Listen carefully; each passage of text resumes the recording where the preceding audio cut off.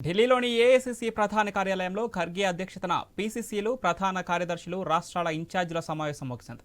ఎస్సీ/ఎస్టీ వర్గీకరణ విషయంలో సుప్రీంకోర్టు తీర్పుపై తమ వైఖరిని కాంగ్రెస్ అధిష్టానం పార్టీ నేతలకు వివరించింది. త్వరలో కులగణన రిజర్వేషన్ల అంశంపై రాష్ట్రాల వారీగా రాహుల్ బహిరంగ సభలు నిర్వహించనున్నట్లు తెలుస్తోంది. కులగణనపై రాష్ట్రానికి ఒక సభ నిర్వహించనున్నారు. ఇదిలా ఉంటే కులగణనను దేశవ్యాప్తంగా నిర్వహించాలని కాంగ్రెస్ డిమాండ్ చేస్తోంది. హర్యానా, మహారాష్ట్ర, జమ్మూ కాశ్మీర్, ఢిల్లీ, బీహార్, జార్ఖండ్ అసెంబ్లీ ఎన్నికల నేపథ్యంలో కులగణన అంశాన్ని ప్రజల్లోకి తీసుకెళ్లే దిశగా కాంగ్రెస్ యాక్షన్ ప్లాన్ను సిద్ధం చేస్తోంది.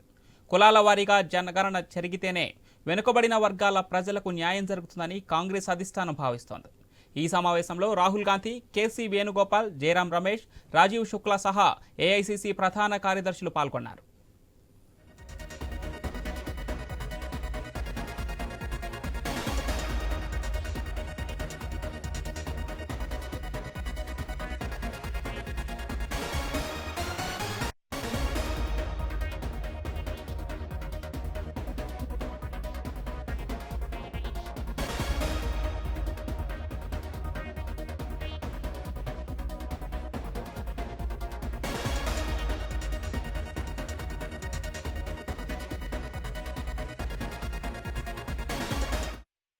ఢిల్లీలోని ఏఐసీసీ ప్రధాన కార్యాలయంలో ఖర్గే అధ్యక్షతన పీసీసీలు ప్రధాన కార్యదర్శులు రాష్ట్రాల ఇన్ఛార్జీల సమావేశం ముగిసింది.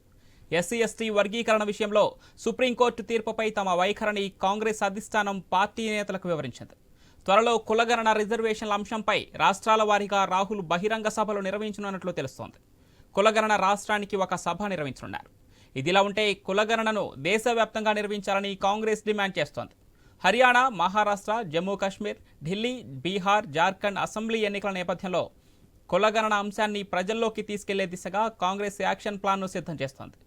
కులాల వారీగా జనగణన జరిగితేనే వెనుకబడిన వర్గాల ప్రజలకు న్యాయం జరుగుతుందని కాంగ్రెస్ అధిష్టానం భావిస్తోంది. ఈ సమావేశంలో రాహుల్ గాంధీ, కేసీ వేణుగోపాల్, జయరాం రమేష్, రాజీవ్ శుక్లా సహా ఏఐసీసీ ప్రధాన కార్యదర్శులు పాల్గొన్నారు.